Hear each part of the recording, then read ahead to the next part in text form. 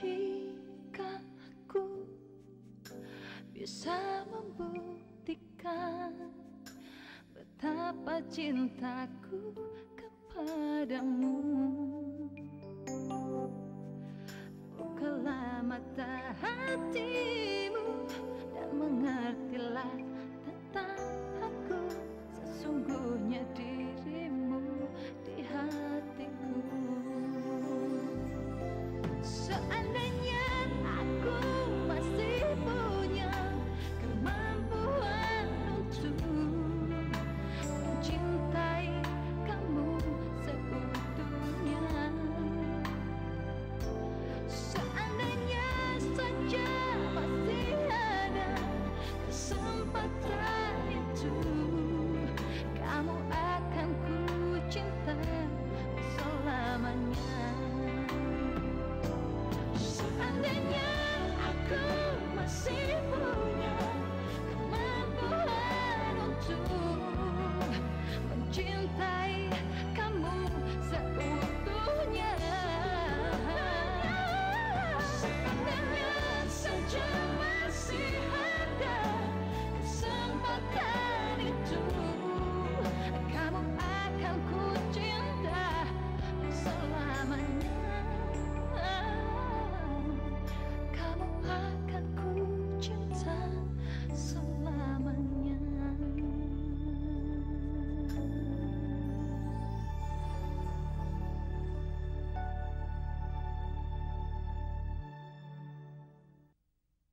Kalian sudah menghancurkan impian saya dengan kebohongan.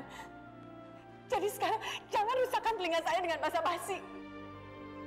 Ternyata kalian sengaja menyembunyikan kematian suami saya untuk menyebabkan saya membawa bayi ini ke sini ya. Ya udah, jadi mama mau saya ngapain? Memujuk dia untuk datang ke sini lagi? Percuma, Ma.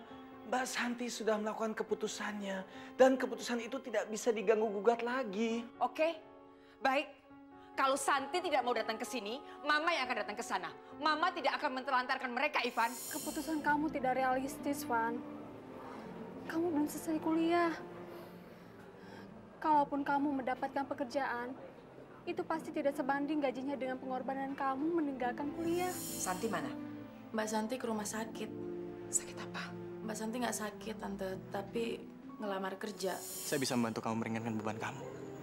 Kamu cukup bilang sama saya berapa kebutuhan kamu tiap bulannya. Terima kasih atas tawaran kamu. Tapi saya tidak mau menggantungkan hidup saya pada kebaikan orang lain. Saya harus mulai cari kerja dari sekarang. Anak tampan, anak bagus. Ini kayak bagus kecil.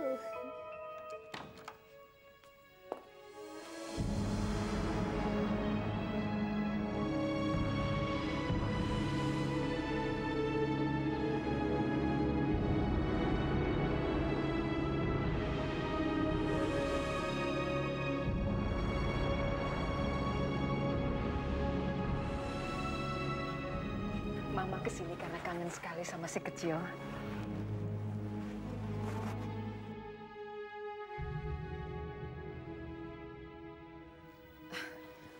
Mama kesini bawa spaghetti kesukaan almarhum Mas Bagus. Mama buat sendiri. Mungkin selera kamu juga sama, San. Maaf, Nyonya. Spaghetti sangat tidak cocok dengan selera lidah rakyat kecil seperti saya. Lagi pula sejak kapan Nyonya tahu apa selera saya? Bukankah Nyonya selama ini sangat tidak peduli dan bahkan sangat membenci saya? San, Tolong jangan campuri urusan saya.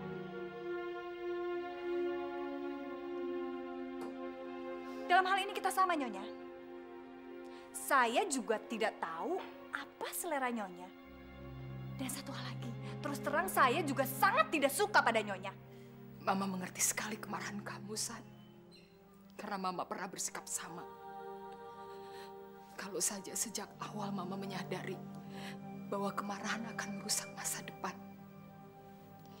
Mama tidak akan menerima teguran keras dari Allah seperti ini, San. Dan kita tidak akan kehilangan Bagus. Kita tidak pernah akan mengalami luka seperti ini, San. Oh, jangan bicara soal luka, Nyonya. Yang luka itu saya. Suami saya direnggut dari sisi saya pada saat saya sedang menanti buah cita kami lahir. Bagus juga buah cita saya, San. Kehilangan Bagus merupakan luka yang paling dalam yang pernah saya rasakan sepanjang hidup saya. Bukankah Mas Bagus sudah Nyonya buang dan Nyonya injak-injak harga dirinya? Nyonya terluka saya rasa bukan karena Mas Bagus, tapi justru karena Nyonya menyesal atas semua kesalahan yang Nyonya lakukan. Mama tidak ingin berdebat, San. Cukup.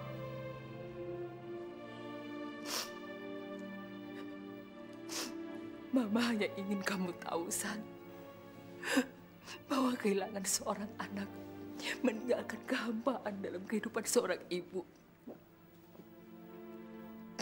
Dalam kehampaan, seorang ibu meratap, menyesali semua kesalahan yang pernah dia perbuat terhadap anaknya sendiri yang dia besarkan dengan kasih sayang. Beban ini menghimpit terus Mama, San. Mama telah melakukan kesalahan fatal. Dan sekarang Mama harus membayar mahal dengan penderitaan Mama. Terima kasih atas cerita tentang penyesalan seorang ibu. Saya berdoa, mudah-mudahan saya tidak melakukan kesalahan yang sama. Karena saya tidak akan pernah mengusir anak saya dari rumah saya hanya karena dia memilih menikah dengan gadis yang bukan pilihan saya.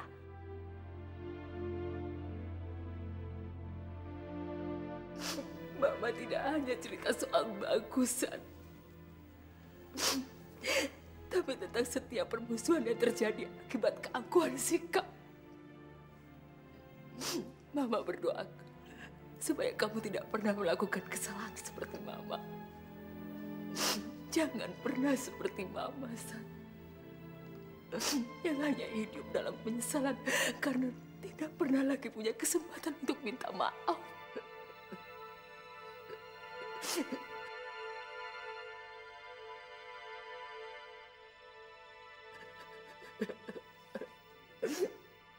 Air mata Nyonya, atau bahkan air mata siapapun tidak akan dapat membujuk saya untuk pergi ke rumah Nyonya. Kalau memang kaki kamu terlalu berat untuk melangkah ke rumah Mama, izinkan Mama untuk datang ke sini menjenguk cucu Mama, San. Mama melihat Bagus dalam dirinya.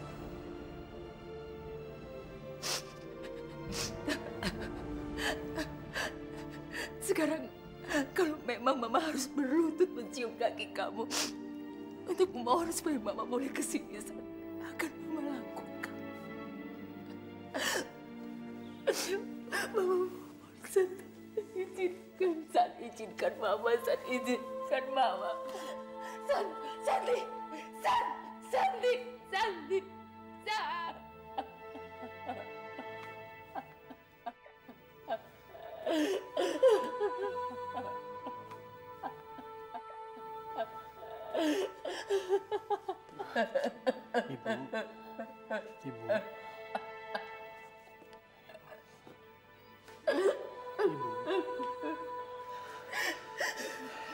Ibu sabar ya, Ibu.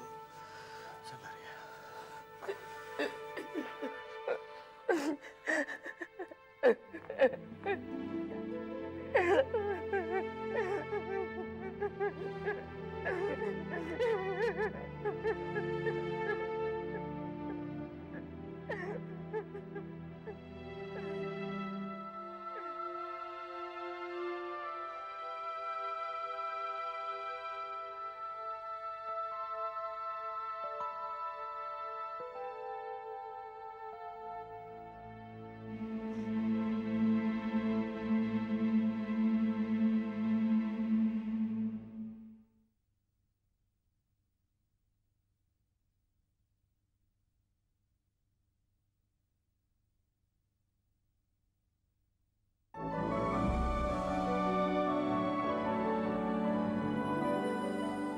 Biar Ella yang gendong. Kasihan dia. Hati-hati.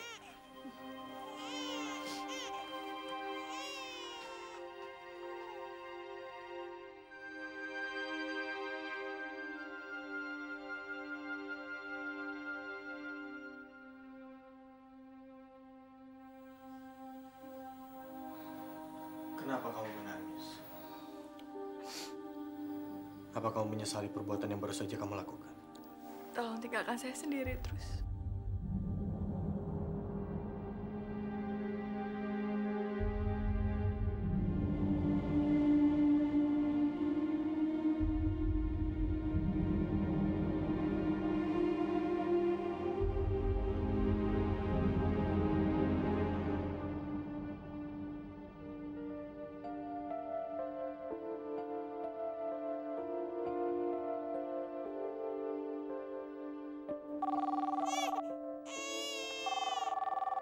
Halo, Ella, Santi sudah pulang? udah mah, udah dari tadi. Kok bayinya nangis terus, belum disusui? Ya gimana dia nggak nangis? Mamanya aja sekarang lagi nangis. Mama tahu, Mas Santi tadi berantem sama mertuanya. Apa? Ada apa lagi? Aduh, Mama mendingan kesini aja deh, ntar Ella ceritain. Iya, ya udah ya. Ada apa lagi sih?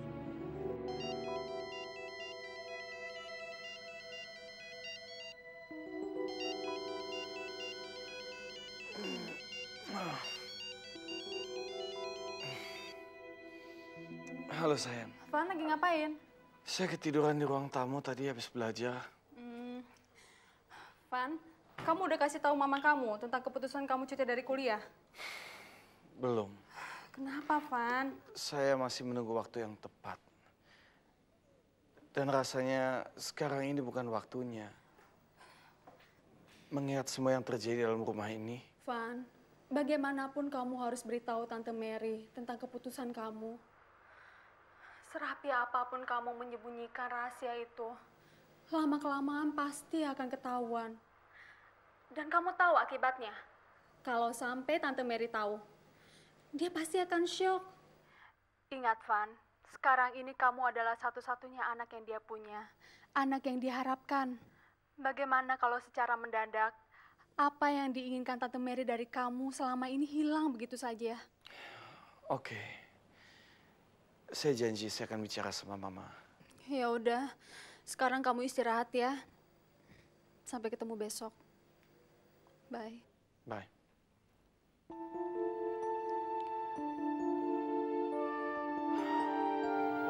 Mama benar-benar prihatin mendengar cerita adikmu. Mama tidak menyangka kamu sampai bisa berbuat begitu pada ibunya Bagus. Kamu tahu Santi, biar bagaimanapun dia adalah seorang ibu yang melahirkan dan membesarkan Bagus. Saya tidak akan pernah lupa pada kenyataan itu, Ma. Dan saya juga tidak akan pernah lupa kalau dia sudah 2 kali mengusir saya dan Mas Bagus dari rumah dia dan dari kehidupan dia. Saya tidak akan pernah lupa. Mama tahu Santi. Mama tahu kalau hatimu itu sakit. Tapi tindakanmu juga sudah salah. Mama yakin kalau arwah Bagus itu menangis mensikap. Jangan bawa-bawa nama Mas Bagus, Ma.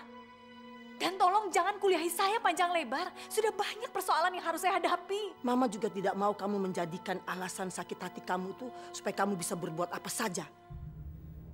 Ingat, apapun alasannya, itu akan menjadi dendam yang tidak putus-putusnya.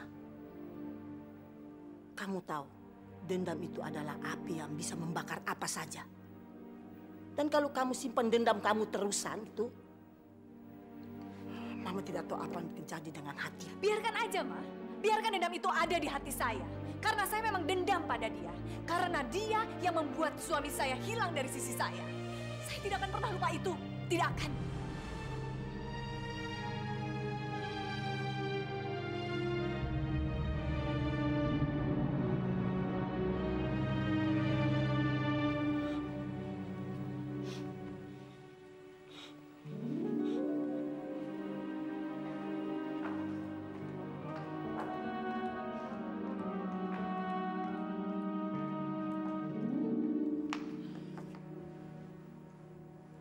Ye, kamu tidak diizinkan Santi untuk menggendong Bagus kecil. Nggak tahu dari mana saya habis dari sana. Ik heb toch oren.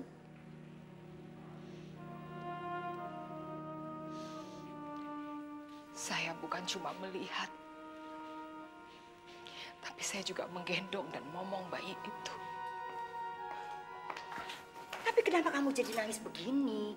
Santi kan sudah baik. Dia sudah mengizinkan kamu untuk menggendong bayinya. Dia tidak di rumah sewaktu saya menggendong bayi itu. erah. Bisa-bisanya dia meninggalkan babynya Mat Bedinde. Bayi itu dijaga oleh adiknya Santi, Ella. Pembantunya mendadak pulang kampung karena ibunya sakit. Memangnya dia kemana? Dia pergi melamar sebagai perawat di rumah sakit. Melamar? Jadi perawat? Itu berarti setiap dia pulang, dia akan membawa kuman dan virus yang akan menularkan seisi rumah ini dan juga bayinya. Itu kecurigaan yang nggak perlu. Dia itu mantan perawat. Dia tahu apa yang terbaik buat bayinya. Ya, kan itu konten. Ketemu. Dia datang sewaktu saya mau pulang. Oh, dia pasti gembira sekali. Karena sekarang kamu sudah mau mengalah dan kamu mau datang ke sana. Sikapnya tidak mau berubah. Dia tetap tidak suka sama saya. Dan dia bersumpah dia tidak mau datang ke rumah ini. She is everyone. Memangnya dia itu siapa? Ratu sejagat, presiden, perdana menteri. Kalau saya jadi kamu, saya ludahin dia. Mbak, sudah tahu Santi itu nggak suka sama kamu. Kamu masih juga datang ke sana. Sekarang mendingan kamu itu belajar meyakinkan diri kamu sendiri bahwa kamu cuma punya anak Ivan. Dengan begitu, kamu akan bisa memutuskan hubungan kamu dengan Santi dan bayinya. Maafkan saya, Mbak. Saya keberatan memenuhi saran Mbak. Sampai mati pun, saya tidak ingin dan tidak bisa untuk memutuskan hubungan saya dengan Santi dan cucu saya. Mereka adalah keluarga saya. Mereka adalah bagian dari hidup saya. Tapi kalau caranya seperti ini, kamu nggak punya harga diri. Atau jangan-jangan Santi pakai guna-guna. Kalau tidak, mana mungkin Bagus dan sekarang kamu tidak berdaya untuk menjauhi dia. Mbak jangan berpikir yang enggak-enggak. Enak, sudah. Saya malah pusing dengan ocehan dan semua saran Mbak. Pokoknya sampai kapanpun, saya akan berusaha untuk merangkul Santi dan cucu saya. Saya tidak mau kehilangan mereka. Mary! Bilangin nanti kalau ada apa-apa, itu juga yang repot. Nyuwun sewu, Bu. Tunggu. Main kamar sudah kamu pasangin aromaterapi, Novni? Aromaterapi yang di botol itu, Bu. Iya. Itu kan punya Ibu Mary. Pasang and main kamar. Saya kan juga mau rileks. Tapi... Mau bantah? Saya pecat kamu. Flat kerjakan. Flat! Ya. Cepat! Baik, Bu.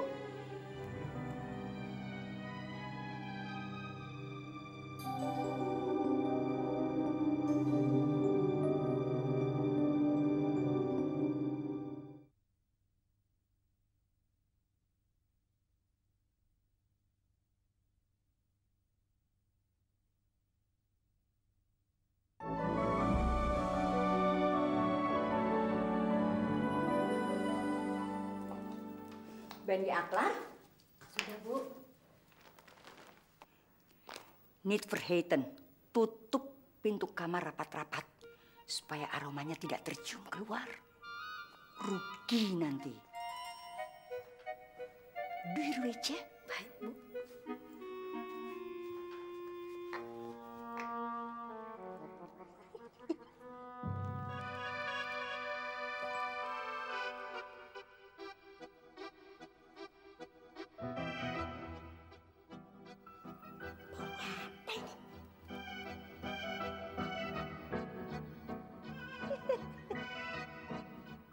Aroma so stink.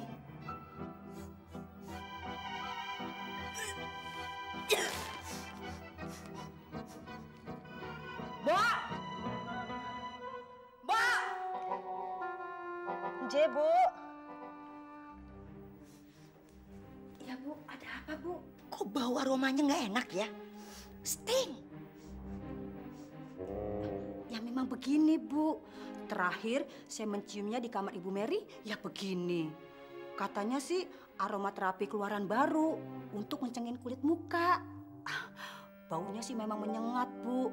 Tapi khasiatnya, Bu, wah hebat. Oh, so? Iya, Bu. Ibu nggak tahan. Biar saya matikan, Bu. Nanti saya kembalikan ke Ibu Mary. Ini, Hufnit.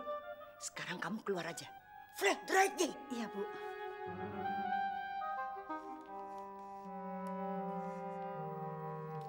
Pantesan resehnya Mary sumoy. Dia pakai beginian. Tapi nggak apa-apa. Demi main reseh. Ekstravanto.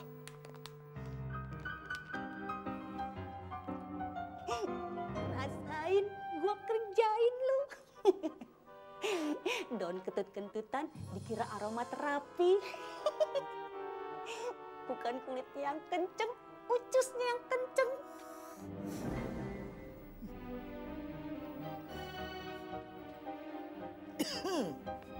Gila lu ya. Emang lu udah mikirin akibatnya buat masa depan lo? Ya, gue tahu gue nekat. Tapi gue udah ambil keputusan, gue harus kerja. Rasanya egois apabila gue hanya memikirkan masa depan gue sendiri. Ini terus akan menghantui gue.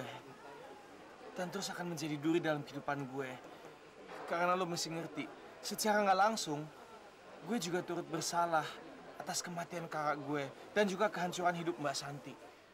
Tapi untuk membantu dia, lu nggak perlu harus bekerja dan meninggalkan kuliah lu, Van. Lu bisa minta bantuan sama nyokap lo. Dia pasti nggak bakalan menolak. Apalagi buat Mbak Santi. Itu sama aja bohong. Itu artinya gue nggak melakukan apapun juga. Hanya sekedar minta tolong sama mama. Enggak. Gue harus bertanggung jawab. Dan melakukan kewajiban gue sebagai adik. Jadi gimana? Lo bisa bantu gue nggak? Gue bakal nanyain ke bokap gue, apa ada lowongan nggak di kantor dia? Thanks. Lo mau kemana? Gimana sih lu? Ya kuliah lah. Emang lo? Begini-begini, gue masih anak baik-baik daripada lo. Ya udah, sana. Kuliah deh, pokoknya jadi anak yang paling baik di dunia ini, oke? Nggak. Lebih baik lagi, jadi Robin Hood sekalian. Yang selalu memberikan uang pada orang yang miskin. Jadi ingat ya, bagian gue tolong yang paling banyak, oke? Oke, nanti gue kabarin lo secepatnya, oke?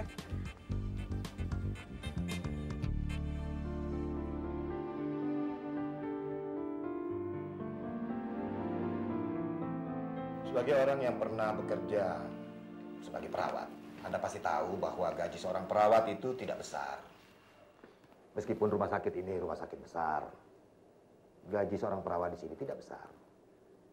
Mungkin dia lebih tinggi bila dibandingkan dengan beberapa rumah sakit yang lain.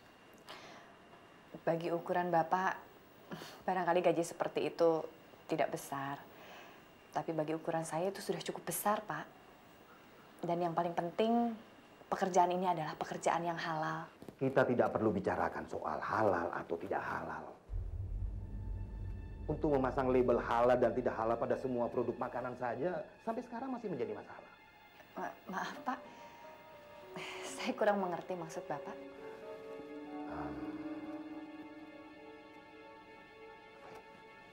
Saya to the point. Anda cantik, muda, dan Anda bisa mendapatkan uang. Bapak tidak perlu melanjutkan pembicaraan Bapak. Bagi saya, perbedaan antara halal dan haram itu tidak setipis kulit bawah. Saya belum selesai dengan kalimat saya. Bapak tidak perlu menyelesaikan kalimat Bapak. Begitu sedikit saja terkupas, saya bisa mencium bau busuk sebutir telur. Jadi saya tidak perlu mengupas seluruh kulitnya, hanya memastikan kalau telur itu memang benar-benar busuk. Saya kira Anda tidak menyadari nilai diri Anda sendiri. Saya sangat mengerti dan tahu soal nilai diri saya, Pak. Oleh karena itu sebelum Bapak sampai pada pembicaraan soal harga, sebaiknya kita hentikan pembicaraan ini. Terus terang, saya cukup kaget. Ternyata nilai dan harga diri Bapak tidak seperti yang saya bayangkan dan tidak setinggi yang saya bayangkan. Di luar Bapak mungkin sebagai seorang malaikat. Tapi ternyata di ruang tertutup seperti ini, ternyata Bapak sebaliknya. permisi.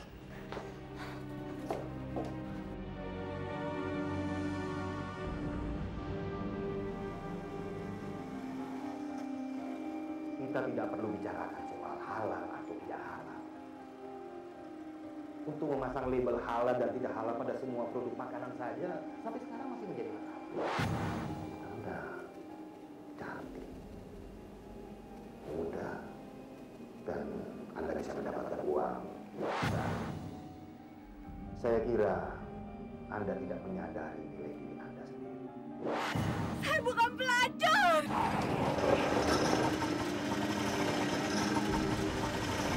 Bu, saya mau ngomong apa-apa kok. Maaf, Pak. Saya nggak nuduh Bapak. Maaf.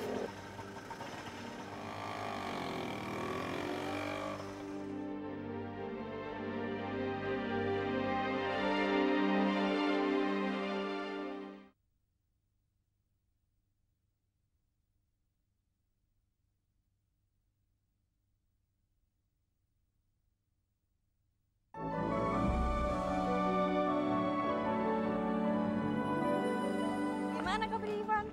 Baik, kamu sendiri gimana sama Yayangnya tuh? Ah, nggak tahu deh. Kenapa sih? Ih, dasar. Itu cowok gue. Gue ke sana dulu deh. Dulu sana. Hai.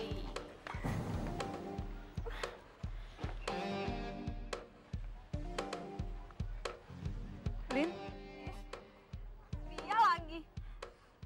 Kenapa? Cowok gue lihat dong. Itu kan Lulu. ya Sebel banget. ampun, tuh anak ya paling-paling. Samperin yuk. Lu kenapa sih waktu di perpustakaan pulang nggak bilang-bilang? Lu marah sama gue? Enggak, Terus? Lu bilang dong kenapa? swear gue nggak marah.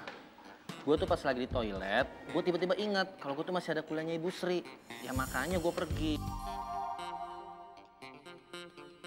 Ki, sebenarnya gue kan naksir berat sama lo, Ki. Apa? Lu naksir sama gue? Kurang ajar, kurang ajar. Gimana? Lo naksir gue juga kan? Iya kan? Oke, gue kasih waktu sampai besok buat lo ngasih jawaban tembakan gue ini. Tapi gue yakin kalau lo krisis, lo pasti ngasih jawabannya sekarang. Iya kan?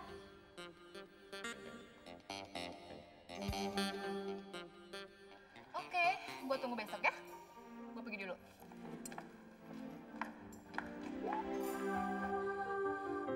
Pengkhianat! Pauline. Awas lu ya, sampai lu nerima cintanya dia, gue gelitikan lu sampai lemes. Ayo Nes, kita labrak si kampret keruk itu. Pauline! Pauline! Apes deh gue. Tunggu tadi gue. Kampret keruk. Apaan sih? Kurang ajar ya nembak-nembak cowok orang. Lu tau gak sih si Ongki itu cowok gue? Sadar dong. Ongki itu naksirnya sama gue, sukanya sama gue, bukannya sama lu. Atau sekarang lu udah gak laku sampai cowok gue lu tembak, hah? Kita lihat aja nanti. Kurang ajar banget sih lu. Udah, Lin. Kamu lagi ngapain sih? Lu udah tahu kalau Pauline udah jadian sama Ongki. Lu ngapain sih ngejar-ngejar Ongki? Lo jangan campurin urusan gue. Sebelum ada janur kuning melengkung, semua cowok itu bukan milik siapa-siapa. Termasuk cowok lo si Ivan yang lo rebut dari gue. Lu jangan bawa Ivan dalam masalah ini. Kenapa? Lu takut juga dicap tukang rebut cowok orang, gitu? Hah, sadar Neng. Kita berdua ini sama-sama doyan rumput tetangga. Kalau tetangga punya cowok cakep, ya kita embat. Iya kan? Makanya, jadi orang tuh jangan sok suci, tau nggak? Lo aja baru kayak gitu. Jadi lumrah dong kalau gue sekarang ngerebut cowok temen lo itu. Jadi kita impas. Kurang aja, Kak. Lu jangan campuri urusan ini sama masalah kita. Hah, suka-suka gue dong. Lu lihat aja nanti. Kalau lu masih ngejar-ngejar Ongki, lu akan berurusan sama gue. Heh, siapa takut? Jangan kasih Ongki. Si Ivan aja masih bisa gue ambil lagi. Rasa. Kangen lo. Gimana dong, Nis? Udah tenang, Lin. Kita lihat aja nanti. Kalau misalnya lu masih ngejar-ngejar Ongki, kita suruh Ongki lebih keras lagi aja sama dia. Kurang ajar banget sih dia tuh. Yuk. Hey. Mbak Santi mana? Ada di kamar sama si kecil. Oh. Tumben nggak kuliah? Kebetulan aku kuliah sore, tapi kadang-kadang juga bolos sih jagain si kecil. Sekalian jagain rumah kalau Mbak Santi lagi cari kerja. Kasian deh. Itu apaan, Mas? Mainan buat si kecil. Apa yang digantung-gantung di atas tempat tidur tuh? Oh, Pasti dia iya. suka banget. Van, Mbak nggak setuju kamu buang-buang uang hanya untuk beli mainan. Kalau setahu saya yang namanya buang-buang itu adalah mempergunakan uang untuk sesuatu yang tidak bermanfaat dan tidak berguna. Tetapi ini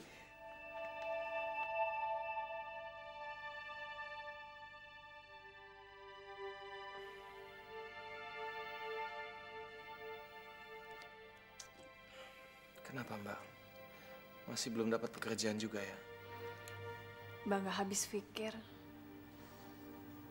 Ternyata manusia itu bisa berubah dalam beberapa hari. Di rumah sakit tempat Mas Bagus mengabdi siang dan malam, sampai dia lupa kesehatannya sendiri. Dan Mbak juga bekerja di sana selama bertahun-tahun. Sama sekali tidak ada lowongan. Di negeri ini jasa dan pengabdian udah habis-habisan diinjek-injek sama KKN. Mau ngarepin apa? Tapi Mbak nggak akan menyerah. Mbak akan berusaha keras dan berdoa. Mbak yakin Tuhan pasti akan memberikan jalan keluar yang terbaik. Tentu saja pekerjaan yang layak dan halal. Kegagalan itu kan hanya untuk orang yang berbuat tanpa berpikir atau berpikir tanpa berbuat. Saya setuju dengan Mbak. Tapi tanpa berusaha untuk mematahkan semangat Mbak untuk mencari pekerjaan, saya rasa juga Mbak nggak usah terlalu mengotot. Dunia kan nggak akan kiamat besok. Van, Mbak bekerja bukan hanya untuk mencari uang, tapi harga diri Mbak. Mbak ingin mengatasi semua masalah Mbak dengan kemampuan Mbak sendiri. Iya, tapi kan Mbak nggak harus menghadapi hidup ini sendirian bersama bayi. Justru Mbak ingin menghadapi hidup ini dengan Bagus kecil saja. Mbak tidak mau tergantung kepada orang lain. Karena bagi Mbak ketergantungan pada orang lain itu berarti Mbak tidak merdeka. Dan orang yang tidak merdeka tidak bisa berjalan dengan kepala tegak. Iya, seperti yang barusan saya bilang, Mbak. Saya tidak bermaksud untuk mematahkan semangat Mbak. Tapi saya rasa Mbak juga nggak usah terlalu terburu-buru. Saya kan sedang menyusun skripsi dan juga menyelesaikan beberapa mata pelajaran. Begitu saya lulus, saya langsung bisa mencari pekerjaan. Ivan. Mbak, saya sudah berjanji di atas makam Mas Bagus bahwa saya akan mengurus Mbak dan juga Bagus kecil. Dan saya rasa untuk sementara ini Mbak kan masih bisa hidup dari hasil uang pensiun Mas Bagus. Dari dulu Mbak memang percaya kamu itu bisa diharapkan. Tapi tolong Van, berilah Mbak ruang gerak untuk bisa melakukan sesuatu yang menumbuhkan rasa percaya diri Mbak lagi.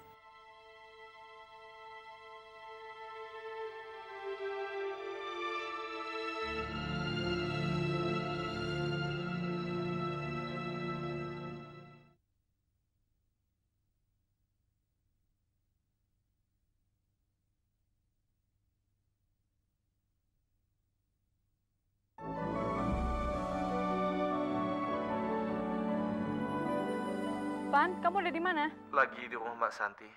Biasa, nengokin si kecil. Ada apa? Kamu kan harusnya jemput aku. Udah gitu kita sama-sama ke rumah kamu, jemput Mama karena Mama ada di rumah kamu. Kamu masih lama ya? Atau aku berangkat sendiri aja deh? Enggak usah. Kamu tunggu aja.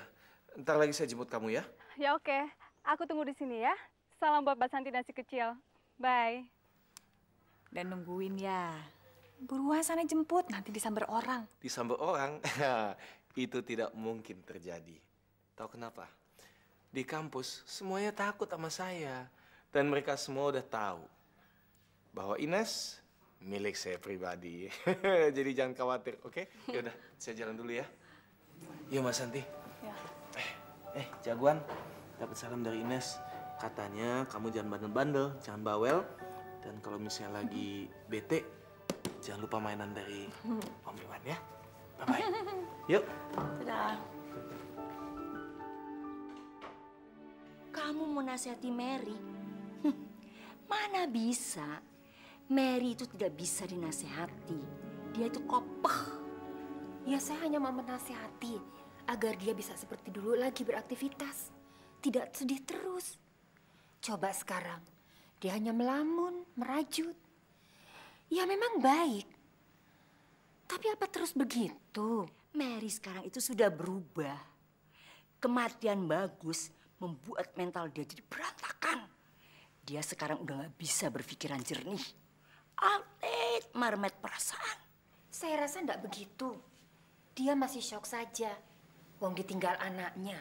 Nah, tugas kita sekarang ya menghibur dan membangkitkan semangatnya lagi. Mana bisa, Kanit. Selama mantunya masih bersikap sombong, hidup Mary tidak akan berubah karena berhasil membuat dia tidak berdaya.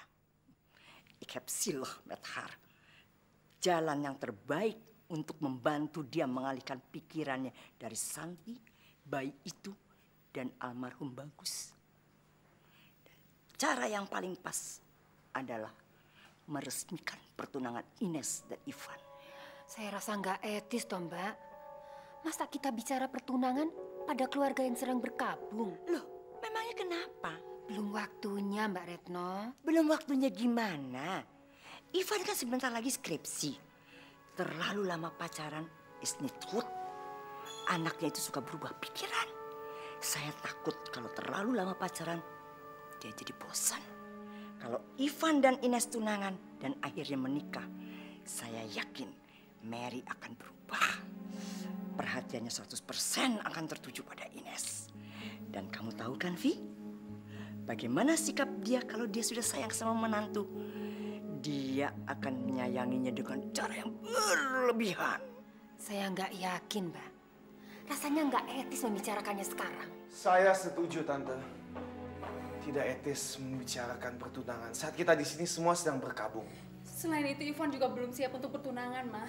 Kami hanya mencari jalan yang terbaik untuk menyembuhkan Yomuder. Bude, nggak perlu susah-susah mencari jalan keluar yang terbaik untuk Mama. Yang paling baik untuk Bude lakukan saat ini adalah duduk diam dan menjadi penonton yang baik. Dan hanya memberikan pendapat saat memang pendapat Bude itu diminta. Beraninya kamu melawan Bude ya? Domoye. Habis? Sikap dan pendapat Bude itu seringkali bukannya menyelesaikan masalah, malah mengundang masalah baru datang ke rumah ini. Justru kamu yang membuat masalah. Kamu tidak pernah memikirkan jalan keluar. Je kan alleen van daar en daar lopen. Kalau kamu mau mengorbankan diri kamu, seharusnya kamu bisa menerima usul Bude. Tapi kamu memang tidak pernah mau itu. Karena dasarnya kamu tidak mau tunangan. Kamu masih ingin bebas, Van. Ingat, Van. Umur kamu bukan lagi main-main. Cukup. Saya tidak mau membicarakan masalah ini lagi. Lebih baik Bude pergi. Baik. Kamu memang kopak, Van. Seharusnya kamu terima kasih sama Bude karena Bude sudah memberikan kamu jalan keluar. Vi, ingat. Kamu pikirkan lagi untuk menjadikan dia calon mantu. Ternyata dia belum siap.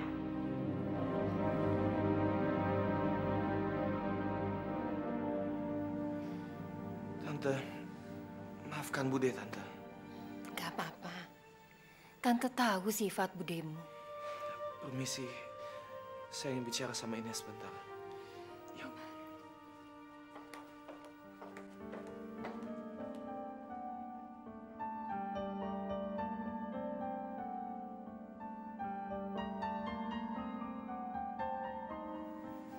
Benar juga yang dikatakan Mbak Retno. Ivan seharusnya mengorbankan dirinya untuk kebahagiaan ibunya. Tapi, kenapa dia begitu marah?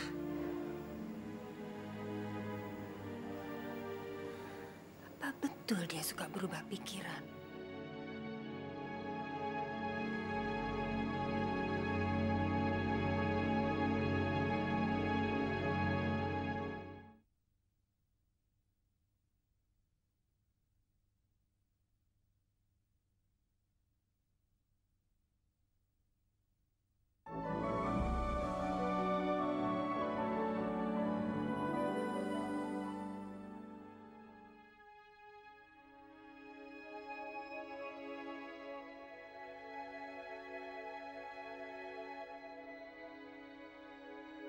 Saya menangisi kepergian kamu, Mas. Tapi sekarang air mata saya lebih banyak mengalir dalam penyesalan. Kenapa kamu hadir dalam kehidupan saya? Kamu datang memberikan kebahagiaan dan keindahan hidup bagi saya. Lalu tiba-tiba kamu pergi. Yang tersisa sekarang cuma hampa dan luka. Kata orang, waktu akan menyembuhkan semua luka yang saya rasakan. Tapi itu tidak berlaku bagi saya, Mas. Semakin panjang jarak waktu kepergian kamu, semakin pahit saya rasakan hidup ini. Kalau saja tadi Mas ada di ruang tertutup seorang yang terpandang di masyarakat, Mas pasti akan marah. Saya yakin Mas Bagus marah. Karena orang itu menggiring saya untuk menjual diri saya, Mas. Kenapa diam, Mas? Kenapa kamu diam? Kenapa Mas tidak menenangkan saya seperti ketika Mas menenangkan saya setelah diusir mamamu? Bicara dong, Mas.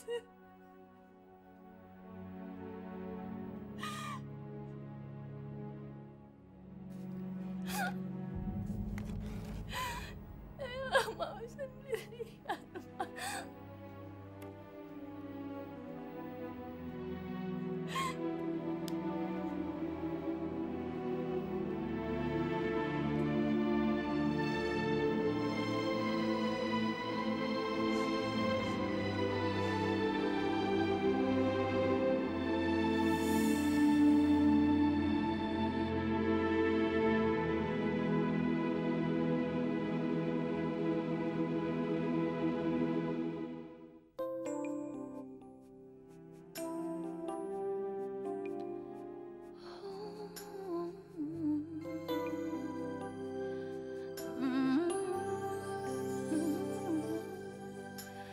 Jika aku bisa membuktikan betapa cintaku kepadamu,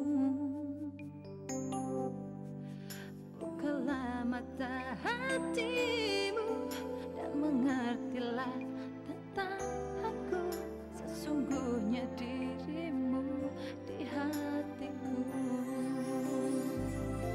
Seandainya aku masih punya kemampuan untuk mencintai kamu seutuhnya, seandainya saja masih ada kesempatan itu,